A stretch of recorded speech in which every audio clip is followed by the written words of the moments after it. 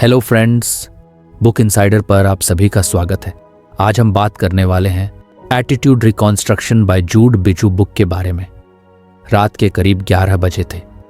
पंखा धीरे धीरे घूम रहा था और खिड़की से हल्की ठंडी हवा अंदर आ रही थी। आदित्य अपने कमरे में अकेला बैठा था। मोबाइल हाथ में था लेकिन दिमाग कहीं और भटक रहा था।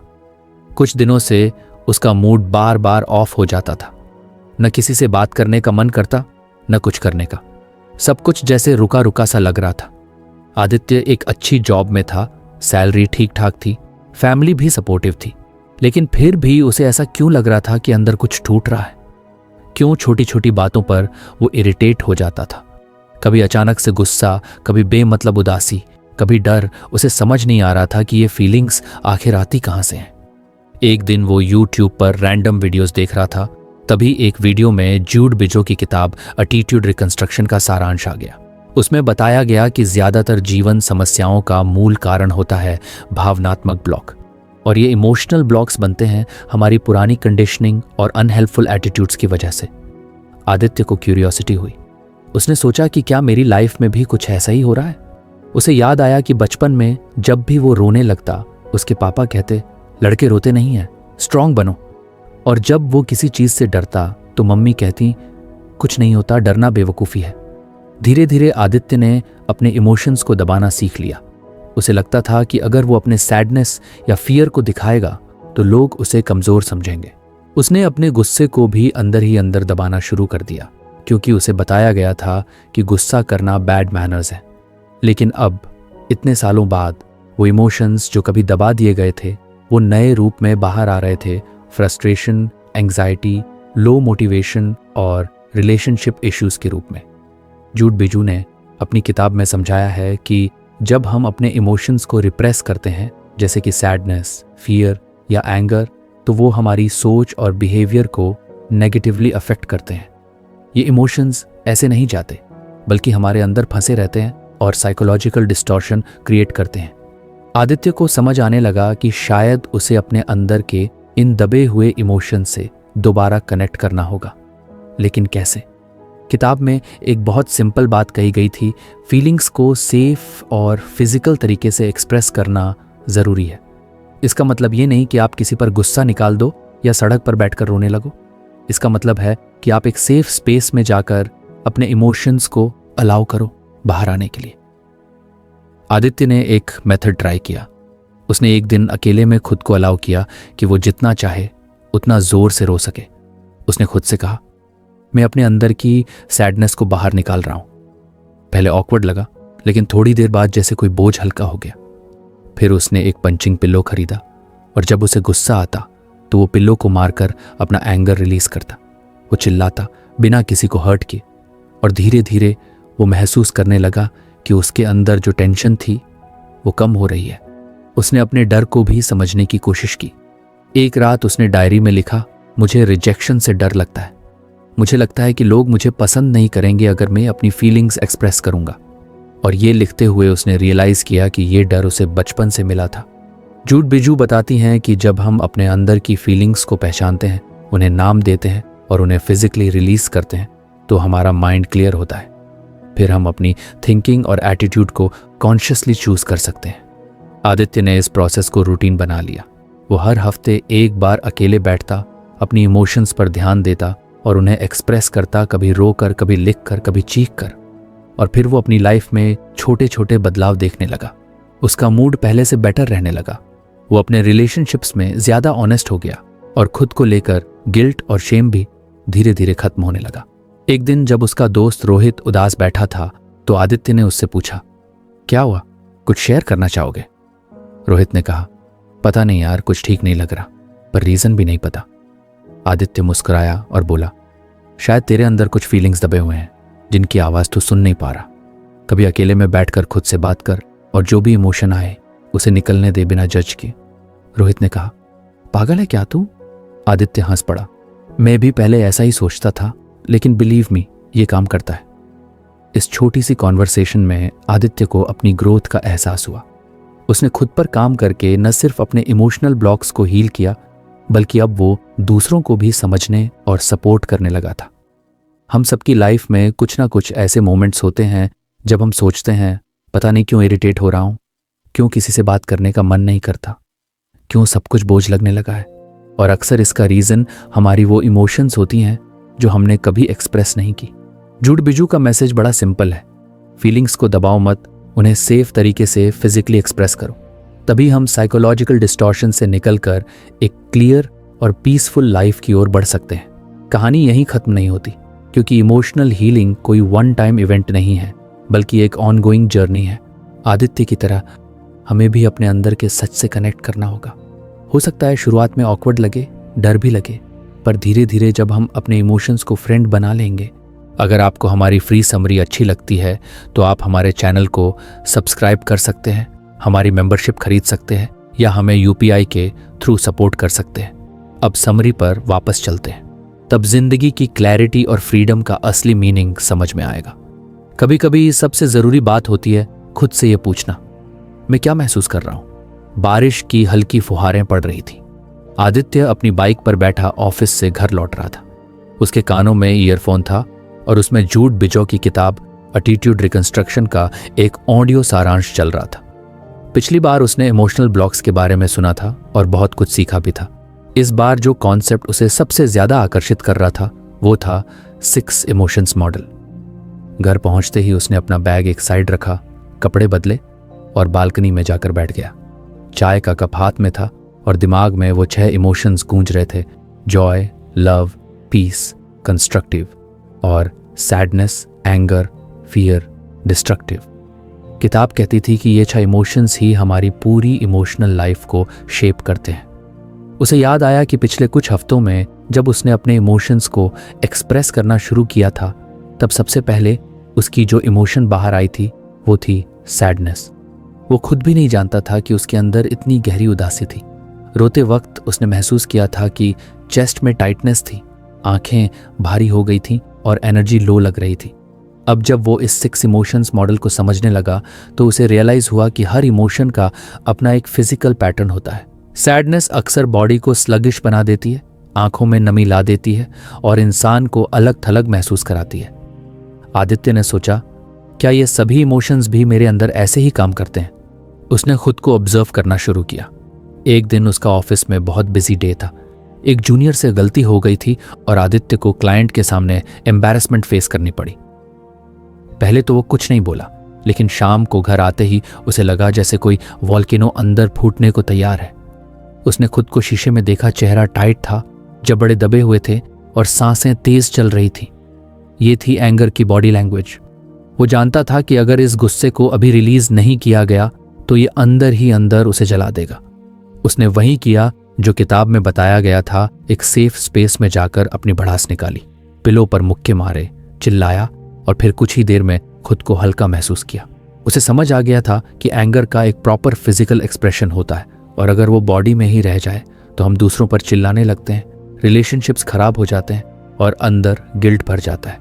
कुछ दिन बाद एक ऐसा मोमेंट आया जब उसे अपने अंदर फियर महसूस हुआ। उसके एक पुराने दोस्त ने स्टार्टअप का आइडिया शेयर किया और आदित्य को भी इनवाइट किया ज्वाइन करने के लिए। लेकिन आदित्य का पहला रिएक्शन था, क्या होगा अगर फेल हो गया, मेरी नौकरी चली गई तो। उसके हाथ पसीने पसीने हो रहे थे, दिल की धड़कन तेज थी और दिमाग में बार बार नेगेटिव सिनेरियोज आ रहे थे। उसने किताब में पढ़ा था कि फियर जब बॉडी में फंसा रहता है तो वो ओवर थिंकिंग, एंग्जाइटी और प्रोक्रेस्टिनेशन का रूप ले लेता है। लेकिन अगर उसे फिजिकली शेक करके बाहर निकालें, जैसे कि ट्रेम्बल करना, फास्ट ब्रीदिंग करना, तो वो इमोशन रिलीज हो सकती है। आदित्य ने एक बार फिर खुद को अलाउ किया फियर को महसूस करने के लिए। उसने कमरे में हल्की हल्की शेकिंग मूवमेंट्स की, गहरी सांस ली और खुद से कहा, मैं डर को फील कर रहा हूं और मैं सुरक्षित हूं। धीरे धीरे उसकी हार्ट बीट नॉर्मल हो गई, दिमाग क्लियर हुआ और वो काल्मली उस अपॉर्चुनिटी पर सोच सका। अब बात कंस्ट्रक्टिव इमोशंस की। एक शाम आदित्य अपने भतीजे के साथ पार्क में खेल रहा था। बच्चे की हंसी, मासूमियत और एक्साइटमेंट ने आदित्य के चेहरे पर मुस्कान ला दी। उस वक्त उसने जो इमोशन फील की वो थी जॉय। उसने महसूस किया कि शरीर में एक हल्कापन है, चेहरे पर नेचुरल स्माइल है और एनर्जी फ्लोइंग है। जॉय की खास बात होती है कि ये कंटेजियस होती है। जब हम खुशी फील करते हैं तो हमारे आसपास के लोग भी अपलिफ्ट हो जाते हैं। जॉय किसी अचीवमेंट से भी आ सकती है या किसी छोटे मोमेंट से भी। कुछ दिन बाद उसकी एक दोस्त रीना बहुत परेशान थी। उसके साथ कुछ पर्सनल इश्यूज चल रहे थे। आदित्य ने पूरा समय दिया, सुना और कुछ भी एडवाइस दिए बिना बस उसके पास बैठा रहा। उस वक्त जो इमोशन उसने फील किया वो थी लव। एक caring, connected, supportive feeling. Love का फिजिकल मैनिफेस्टेशन बहुत वार्म होता है, बॉडी रिलैक्स्ड लगती है, चेस्ट खुला हुआ और आंखों में सॉफ्टनेस होती है। और जब ये इमोशन एक्टिवेट होता है तो हम नेचुरली गिविंग और अंडरस्टैंडिंग बन जाते हैं। और फिर एक दिन जब आदित्य मेडिटेशन कर रहा था, एकदम शांत माहौल में उसे पहली बार पीस का एक्चुअल मीनिंग समझ में आया।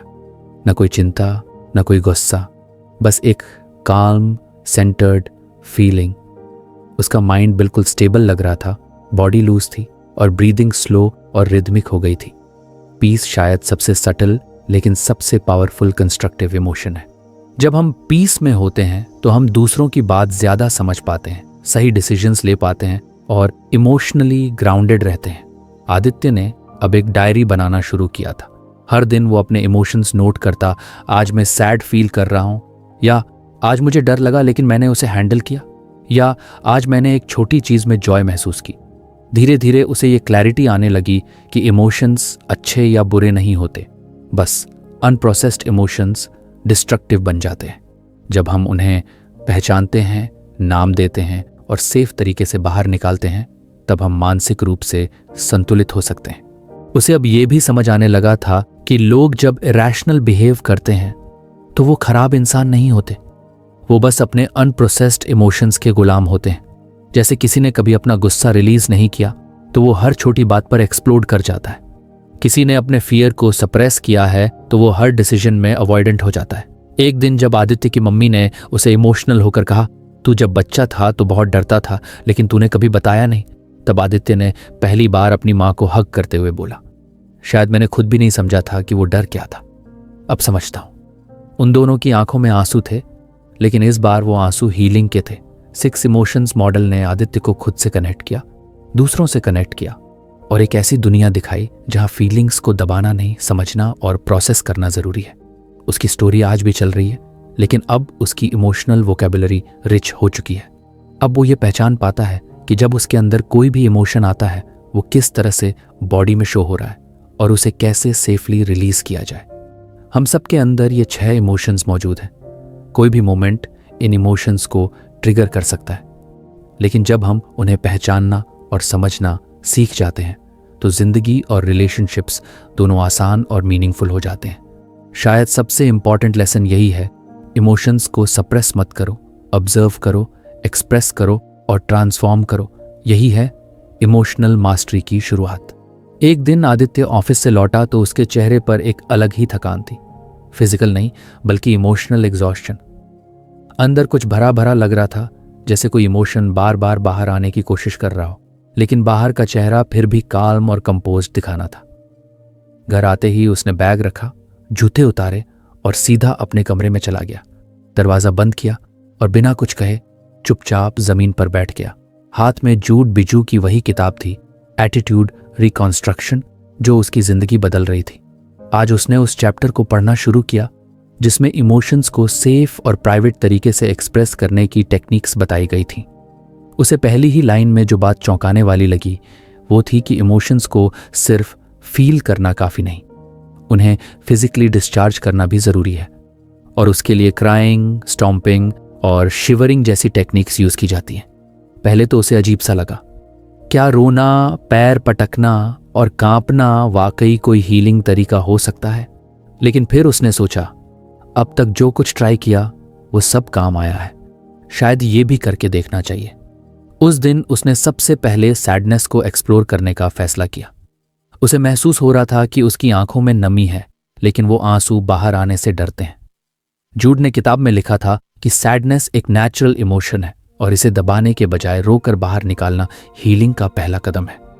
आदित्य ने कमरे में लाइट धीमी की, एक सॉफ्ट इमोशनल म्यूजिक लगाया और खुद से कहा, अगर अंदर रोने का मन हो रहा है तो रो, कोई देखने वाला नहीं है, कोई जज नहीं करेगा। उसने एक तकिया लिया, उसे गले से लगाया और खुद को जाने कब से दबे हुए उन पलों को याद करने दिया जब उसने किसी करीबी को खोया, जब किसी ने हर्ट किया, जब खुद को अकेला और बेकार महसूस किया। कुछ ही मिनटों में उसकी आंखों से आंसू बहने लगे। वो धीरे धीरे सिसक रहा था, जैसे एक छोटा बच्चा सेफ और सिक्योर।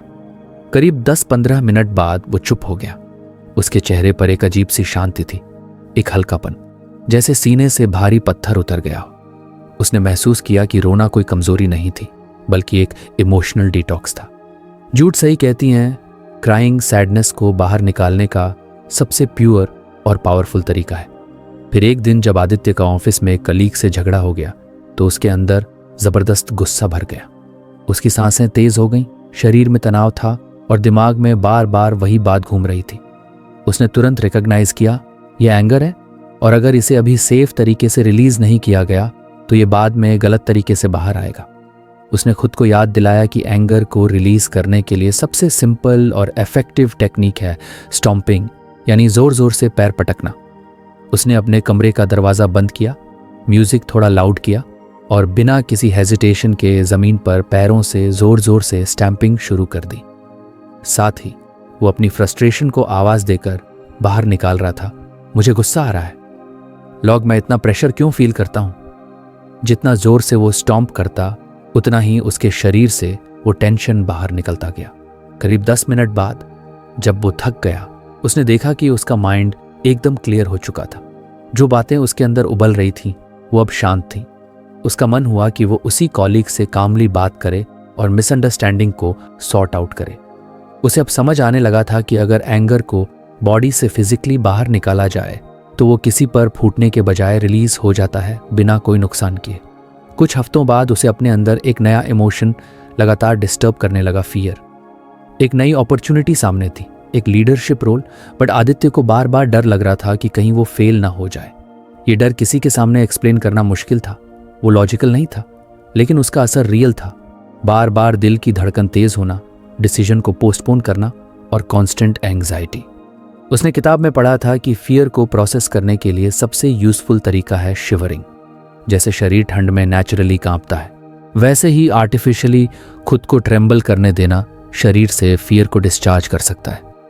उसने सोचा, अब कुछ भी अजीब नहीं लगता, ट्राई कर ही लेता हूं। उसने एक प्राइवेट स्पेस में खुद को खड़ा किया, थोड़ी धीमी धीमी ट्रेम्बलिंग मूवमेंट्स शुरू की, जैसे कोई ठंड में कांपता है। उसने खुद से कहा, मैं डर को महसूस कर रहा हूं और मैं इस डर को रिलीज करने की इजाजत देता हूं। हाथ पांव हल्के कांप रहे थे, गहरी सांसें आ जा रही थीं और उसका फोकस अपने बॉडी सेंसेशंस पर था। थोड़ी देर बाद उसकी बॉडी सेटल होने लगी। उसका नर्वस सिस्टम शांत हो चुका था। उसे ऐसा लग रहा था जैसे उसने डर के उस दबे हुए लेयर को टच किया और उसे बाहर निकाल दिया। अब आदित्य ने एक छोटी सी रूटीन बना ली थी, हर इमोशन के लिए एक सेफ एक्सप्रेशन स्ट्रैटेजी। अगर वो सैडनेस फील करता तो वह खुद को अकेले में रोने की इजाजत देता। अगर एंगर आता तो वो स्टॉम्प करता, जोर से सांस लेता और अपनी फ्रस्ट्रेशन को आवाज देता। अगर फियर महसूस होता तो वो ट्रेम्बलिंग करता और खुद को ग्राउंडिंग देता। धीरे धीरे उसकी इमोशनल अवेयरनेस इतनी बढ़ गई कि वो अब रिएक्शन से पहले रिकॉग्नाइज करने लगा कि कौन सा इमोशन एक्टिवेटेड है, और अब वो उन इमोशंस के गुलाम नहीं था बल्कि उनका फ्रेंड बन गया था। एक दिन उसकी माँ ने पूछा, तू आजकल इतना शांत और बैलेंस्ड कैसे रहने लगा है? पहले तो छोटी छोटी बातों पर गुस्सा आ जाता था। आदित्य मुस्कुराकर बोला, माँ, मैंने अपने अंदर की भावनाओं से दोस्ती कर ली है। अब मैं उनसे लड़ता नहीं, उन्हें बाहर निकालकर गले लगाता हूं। उसकी माँ थोड़ा कंफ्यूज्ड हुई। मतलब? आदित्य ने उन्हें धीरे धीरे समझाया कि जैसे शरीर में जहर जम जाए तो बुखार आता है, वैसे ही जब इमोशंस दबे रह जाते हैं तो हमारे मन में उलझने और गड़बड़ियां आने लगती हैं।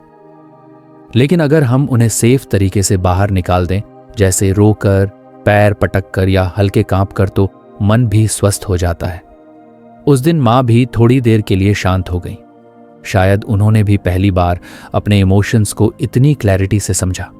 आदित्य अब अपने दोस्तों के साथ भी इस अवेयरनेस को शेयर करता था।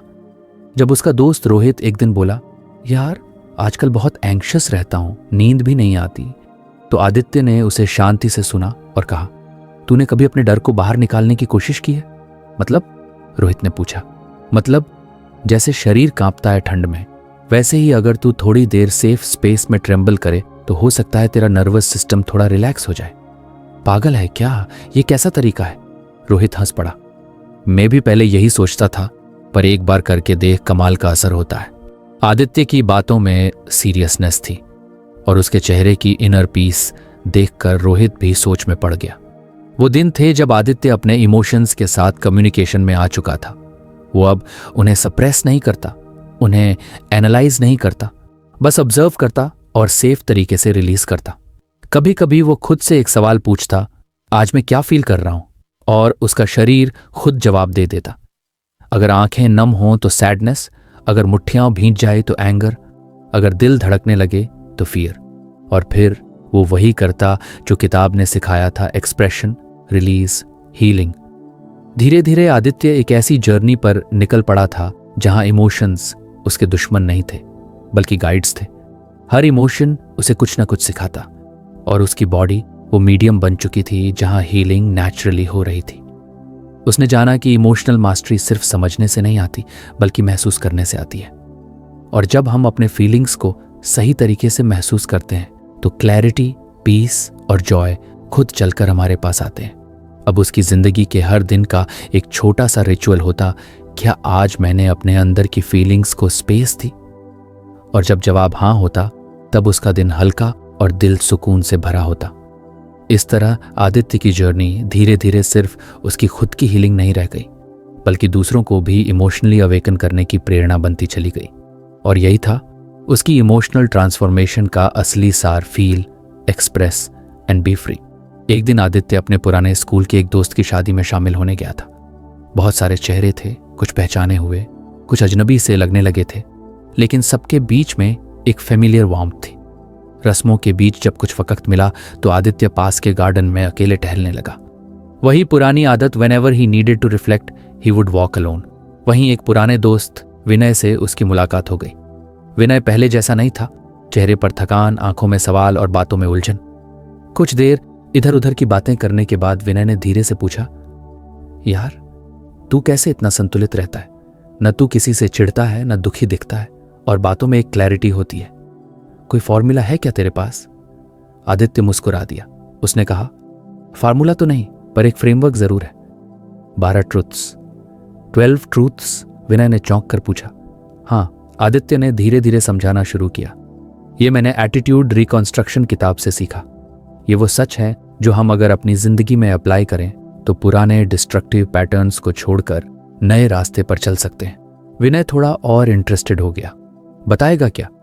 आदित्य ने सिर हिलाया और गार्डन की बेंच पर बैठते हुए कहा, सबसे पहली और सबसे जरूरी ट्रूथ है, feel your feelings to completion, यानी अपने इमोशंस को पूरी तरह महसूस करना।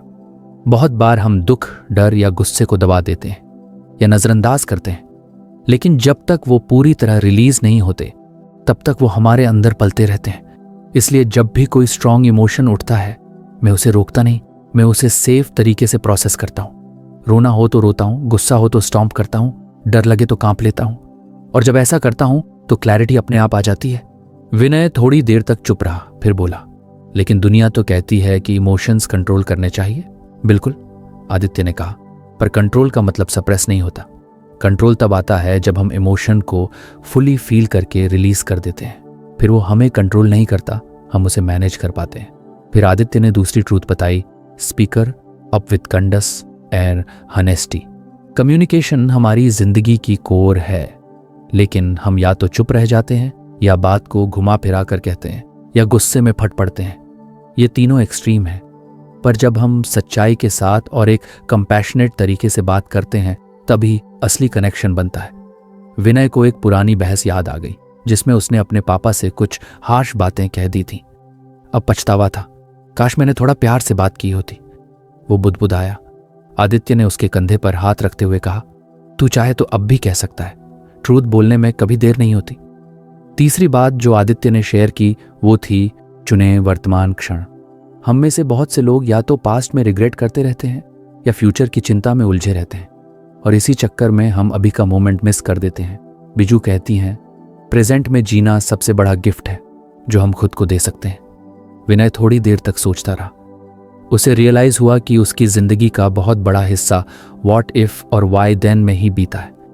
फिर आदित्य ने बाकी ट्रूथ्स भी शेयर की, जैसे focus on what's right not what's wrong. हम अक्सर सिर्फ प्रॉब्लम को देखते हैं, सॉल्यूशन नहीं। पर जब हम इस सोच को फ्लिप कर देते हैं तो हर सिचुएशन में लाइट दिखने लगती है।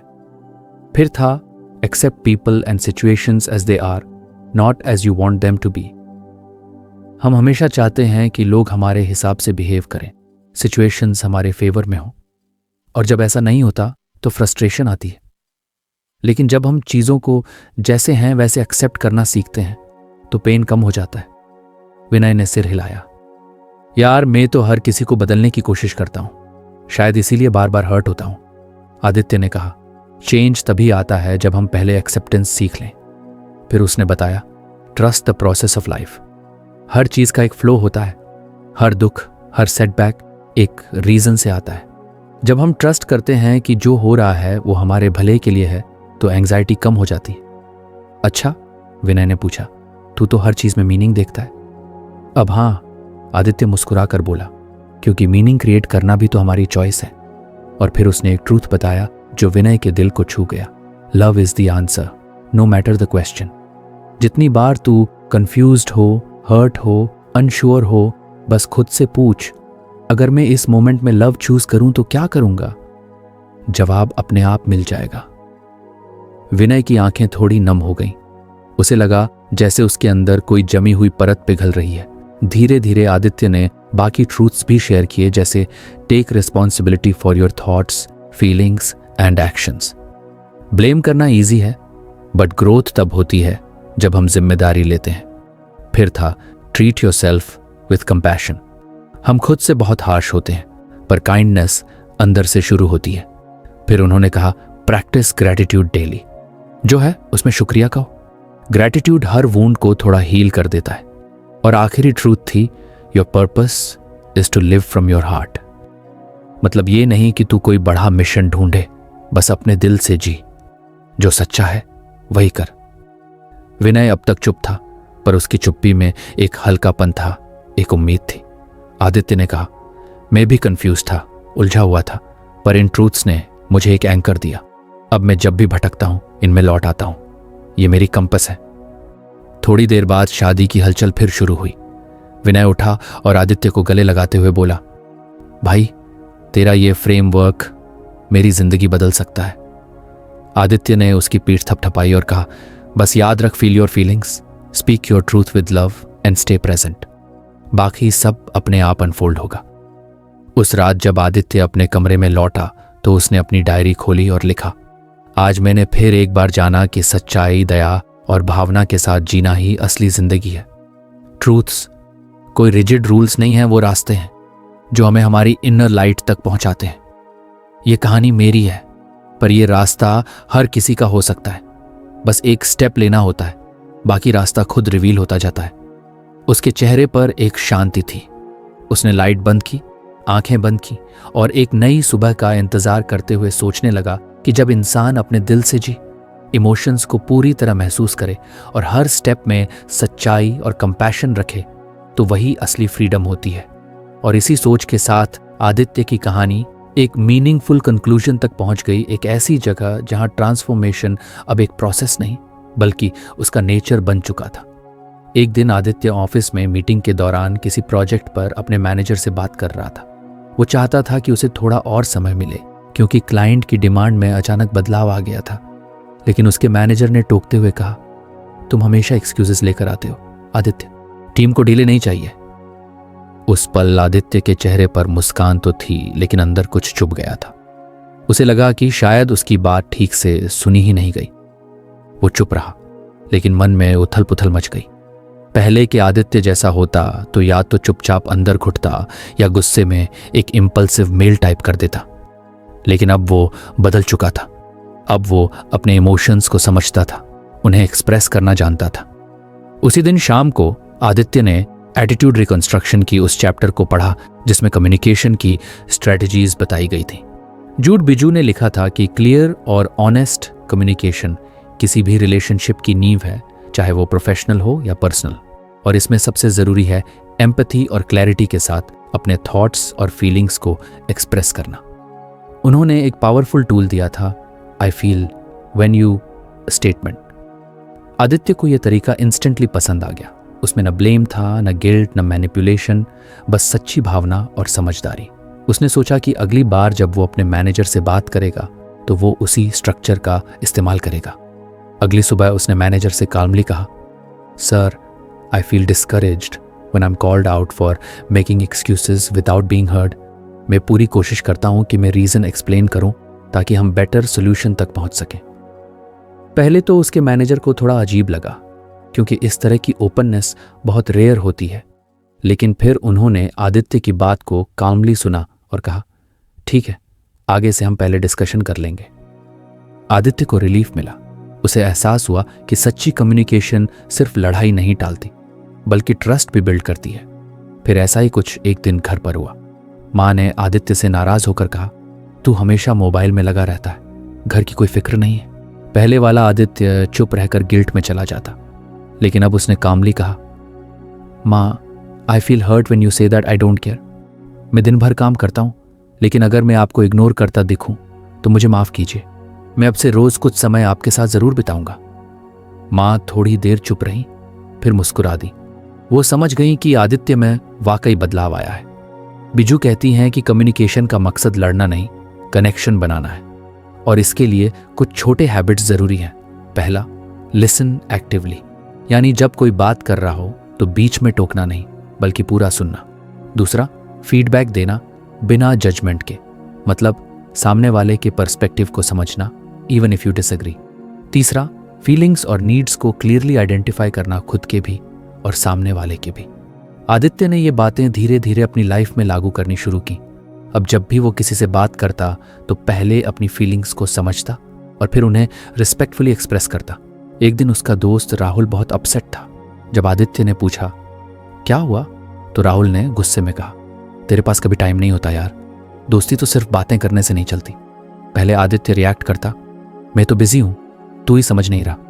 लेकिन अब उसने काल्मली कहा, I feel sad when you say that. मैं कोशिश करता हूं कि मैं वक्त निकालूं, लेकिन शायद मैं उस तरह एक्सप्रेस नहीं कर पाता।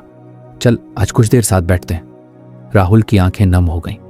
उसने कहा, मुझे बस यही चाहिए था कि तू मेरी बात समझे। इस तरह आदित्य ने अपने सभी रिलेशनशिप्स में स्लोली क्लैरिटी और वार्मथ लानी शुरू की, और अब वो कम्युनिकेशन को सिर्फ वर्ड्स का खेल नहीं मानता था, बल्कि एक सोलफुल एक्ट। बिजू की किताब में एक और पॉइंट था, रिप्लेस यू ऑलवेज और यू नेवर जैसी blaming statements with personal ownership. तो जब आदित्य को कोई बात बुरी लगती तो वो अब कहता, मुझे ऐसा फील होता है जब ऐसा होता है, बजाय इसके कि वो बोले, तू हमेशा ऐसा करता है। ये स्मॉल शिफ्ट्स बड़ी अंडरस्टैंडिंग और रिस्पेक्ट ले आते थे। आदित्य ने एक कम्युनिकेशन जर्नल भी बनाना शुरू किया। रोज रात को वो लिखता कि दिन में कहाँ कहाँ उसने इफेक्टिव कम्युनिकेशन की, कहाँ इंप्रूवमेंट की जरूरत है। ये हैबिट उसे और माइंडफुल बना रही थी। धीरे धीरे वो एक ऐसे इंसान में बदल गया था जिसे लोग फ्रीली ट्रस्ट करने लगे थे, अपनी बातें शेयर करने लगे थे, क्योंकि उसे सिर्फ बोलना नहीं आता था, सुनना भी आता था, और ये क्वालिटी रेयर होती है। उसकी एक दोस्त साक्षी, जो पहले उससे थोड़ी डिस्टेंट रहती थी, एक दिन कहने लगी, तू अब बहुत समझने वाला हो गया है। पहले सबकी बातें काट देता था, अब काल्मली सुनता है। क्या सीखा है तूने? आदित्य ने हंसकर कहा, मैंने सीखा है कि कम्युनिकेशन सिर्फ बोलना नहीं, दिल से जुड़ना होता है, और उसके लिए सच्चाई, सरलता और थोड़ी सी प्रैक्टिस चाहिए।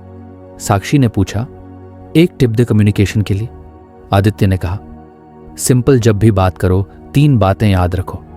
1, मैं क्या फील कर रहा हूं। दूसरा, सामने वाला क्या फील कर सकता है। 3, हम कैसे क्लैरिटी और रिस्पेक्ट के साथ बात कर सकते हैं। साक्षी ने मुस्कुराकर कहा, आज तेरे साथ बात करके हल्का लग रहा है, और यही बात आदित्य को खुद के लिए भी महसूस होती थी। अब जब वो अपने अतीत को देखता तो उसे वो आदित्य याद आता जो बहुत रिएक्ट करता था। चोट लगती थी तो चुप हो जाता, गुस्सा आता था तो टूट पड़ता, डर लगता था तो खुद में ही सिमट जाता। पर अब वो वर्जन इवॉल्व हो चुका था। अब जब कुछ महसूस होता तो वो उसे प्रोसेस करता, फिर खुद को काल्म करता, और फिर कम्युनिकेशन के जरिए उस इमोशन को दूसरों से जोड़ता, not to attack, but to understand and connect.